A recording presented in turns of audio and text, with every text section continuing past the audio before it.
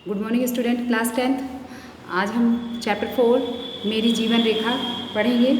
Chapter 4 मेरी जीवन रेखा, इसे महावीर प्रसाद द्विवेदी ने लिखा है।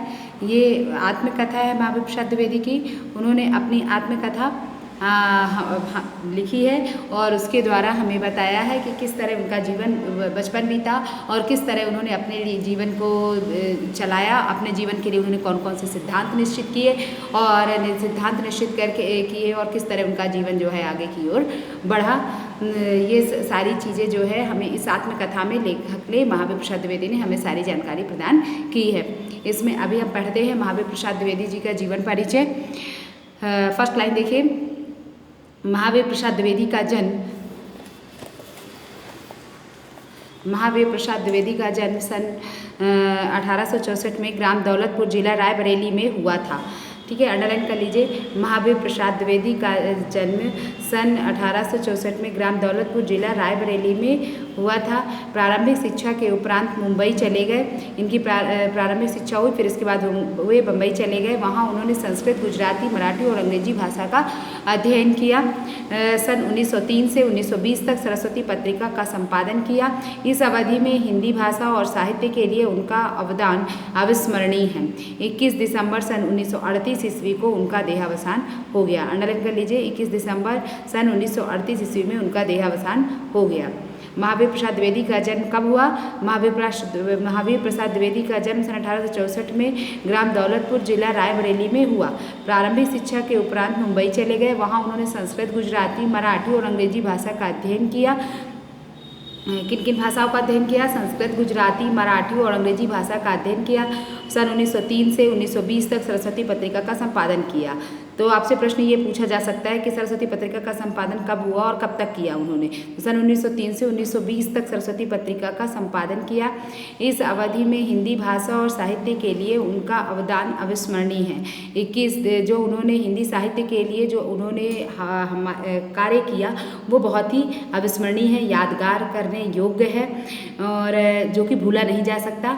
21 दिसंबर सन 1938 ईस्वी में उनका देहावसान हो गया और उनकी मृत्यु 21 दिसंबर सन 1938 में हो गई। हिंदी गद्य के विकास में आचार्य महावीर प्रसाद द्विवेदी का अत्यंत महत्वपूर्ण योगदान है। उन्होंने हिंदी गद्य के विकास में आचार्य महावीर प्रसाद द्विवेदी का अत्यंत महत्वपूर्ण योगदान है।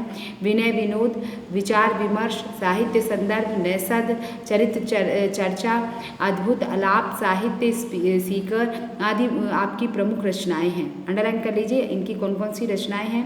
विनय विनोद, काव्य, विचार विमर्श, साहित्य संदर्भ, नैषध, चरित्र चर्चा, अद्भुत आलाप, साहित्य सीकर आदि आपकी प्रमुख रचनाएं हैं। हिंदी साहित्य में महावीर प्रसाद द्विवेदी का मूल्यांकन तत्कालीन परिस्थितियों के संदर्भ में ही किया जा सकता है। वह समय हिंदी के कलात्मक विकास का नहीं, हिंदी के अभावों की पूर्ति का था। ये जो समय था वो हिंदी जो है का कलात्मक विकास नहीं हो रहा था, हिंदी के अभावों की पूर्ति का था। हिंदी में जो कमियां थी वो उनको दूर करने का यह समय था। आपने ज्ञान के विविध क्षेत्रों, इतिहास, अर्थशास्त्र, विज्ञान, पुरातत्व, चिकित्सा, राजनीति, जीवनी आदि से सामग्री लेकर हिंदी के अभावों की पूर्ति की। और इस प्रकार इन्होंने कहाँ से? आपने ज्ञान के विविध क्षेत्रों, इतिहास, अर्थशास्त्र, विज्ञान, पुरातत्व, चिकित्सा, राजनीति, जीवनी आदि से सामग्री लेकर हिंदी के अभावों की पूर्ति की। महावीर प्रसाद द्विवेदी के कृतित्व से अधिक महिमामय उनका व्यक्तित्व है। महावीर प्रसाद द्विवेदी के अंडरलाइन कर लीजिए। महावीर प्रसाद द्विवेदी के कृतित्व से अधिक महिमामय उनका व्यक्तित्व है। स्वाधीनता, कर्तव्य परायणता, न्यायनिष्ठा, आत्मसंयम, परहित कातरता और लोक संग्रह भारतीय नैतिकता के शाश्वत विधान हैं। और स्वाधीनता, कर्तव्य परायणता, न्यायनिष्ठा, आत्मसंयम, परहित कातरता दूसरे और लोक संग्रह भारतीय नैतिकता के शाश्वत विधान हैं। ओके, ये है महावीर प्रसाद द्विवेदी का जीवन परिचय। एक बार फिर से आपको बताती हूँ, इसे ध्यान से सुनिए। महावीर प्रसाद द्विवेदी का जन्म जो है 1864 में हुआ। ग्राम दौलतपुर जिला रायबरेली में हुआ। प्रारंभिक शिक्षा के उपरांत मुंबई चले गए। उन्होंने वहाँ संस्कृत, गुजराती, मराठी और अंग्रेजी भाषा सीखी। सरस्वती पत्रिका का संपादन उन्होंने 1903 से 1920 तक किया और इस अवधि में हिंदी भाषा और साहित्य के लिए उनका अवदान जो है वो अविस्मरणीय है। जो उन्होंने योगदान दिया वो अविस्मरणीय है, यादगार करने योग्य है, भूला नहीं जा सकता। और उनकी मृत्यु जो है 21 दिसंबर सन 1938 ईस्वी में हो गई। हिंदी गद्य के विकास में आचार्य महावीर प्रसाद द्विवेदी का अत्यंत महत्वपूर्ण योगदान है। विनय विनोद काव्य, विनय विनोद, विचार विमर्श, साहित्य संदर्भ, नैसत, चरित्र चर्चा, अद्भुत आलाप, साहित्य सीकर आदि आपकी प्रमुख रचनाएं हैं। ये इनकी रचनाएं हैं, इन्हें आपको याद करना है क्योंकि रचनाएं पूछ लेता है कि कौन सी रचना जो है किसकी है, किस लेखक की है। हिंदी साहित्य में महावीर प्रसाद द्विवेदी का मूल्यांकन तत्कालीन परिस्थितियों के संदर्भ में ही किया जा सकता है। वह समय हिंदी के कलात्मक विकास का नहीं था। जिस समय वो मतलब उन्होंने रचनाएं की, तब वह जो समय था, महावीर प्रसाद द्विवेदी का जो समय था, वह हिंदी के विकास का, कलात्मक विकास का समय नहीं था। वह हिंदी के अभावों की पूर्ति का समय था जिसे महावीर प्रसाद द्विवेदी ने पूरा किया। आपने ज्ञान के विविध क्षेत्रों, इतिहास, अर्थशास्त्र, विज्ञान, पुरातत्व, चिकित्सा, राजनीति, जीवनी आदि से सामग्री लेकर हिंदी के अभावों की पूर्ति की। जो हिंदी में कमी थी उसे आपने पूरा किया। और महावीर प्रसाद द्विवेदी के कृतित्व से अधिक महिमा में उनका व्यक्तित्व है। जो उनकी कृतित्व है उससे भी अधिक उनका व्यक्तित्व जो है वो सामने निखर कर सामने आता है।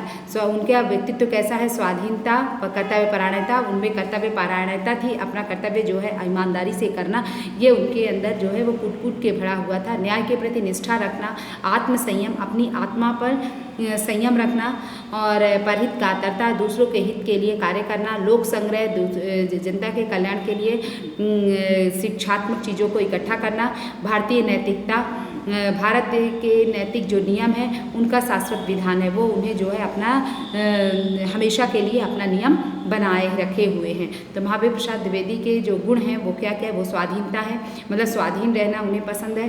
कर्तव्य परायणता, वो कर्तव्य परायण व्यक्ति थे। न्याय निष्ठा, न्याय पर निष्ठा रखने वाले थे। आत्मसंयम, अपनी आत्मा पर संयम रखने वाले व्यक्ति थे। परहित कातरता, दूसरों के हित पर कार्य के लिए कार्य करने वाले थे। लोक संग्रह और जनता के कल्याण के लिए शिक्षात्मक चीज़ों को इकट्ठा करने वाले व्यक्ति थे। महावीर प्रसाद द्विवेदी का जो बचपन था वो बहुत ही साधारण था। वो बचपन में वो जो है क्या नाम से बचपन में उन्होंने अपनी शिक्षा अर्जित की। शिक्षा अर्जित करते समय उन्हें एक नदी को तैर कर जाना पड़ता था और वो भूखे भी रह जाते थे और जो है उनसे खाना बनाना नहीं आता था, लेकिन फिर भी वो जो है खाना बनाना नहीं आता था, लेकिन फिर भी दाल में आटा की जो गोलियां है उसे डालकर वो जो है दाल में ही पका लिया करते थे। इस तरह वो अपनी पेट पूजा कर लिया करते थे। उन्होंने अपने जीवन के लिए 4 सिद्धांत निश्चित किए थे।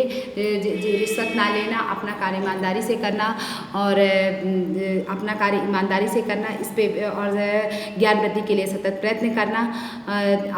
ये सारे नियम 4 नियम बनाए और इन नियमों के अनुसार ही उन्होंने अपना जीवन जो है यापन किया। और आगे देखिए केंद्रीय भाव। केंद्रीय भाव में लेखक क्या बताते हैं? प्रस्तुत आत्मकथात्मक निबंध में पंडित महावीर प्रसाद द्विवेदी ने अपने प्रारंभिक जीवन के संघर्षों को रेखांकित किया है।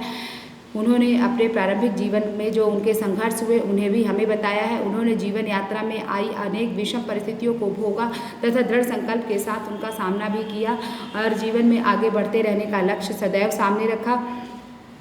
पूरी ईमानदारी और निष्ठा से अपने कर्तव्यों का पालन करने से मनुष्य को आत्मसंतोष तो होता ही है, साथ ही उसमें उत्साह और लगन का संचार भी होता है। मात्र व्यक्तिगत स्वार्थ से ऊपर उठकर अपने दायित्वों का पालन करना मनुष्य को उच्च सफलताओं से जोड़ता है।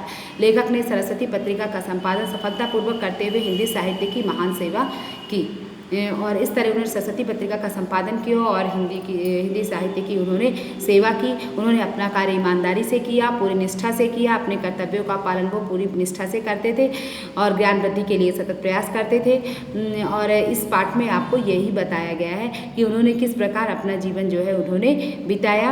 और एक बार उन्हें अफसर ने उनसे कहा कि क्या सबसे कह दो कि मतलब लोग समय पर काम करने आए। तब उन्होंने कहा कि मैं लोगों को जो है ये नहीं कह सकता कि वो समय पर आएँ कल से। हाँ, ये ज़रूर है कि मैं ये ज़रूर कह सकता हूँ कि मैं समय पर आऊँगा।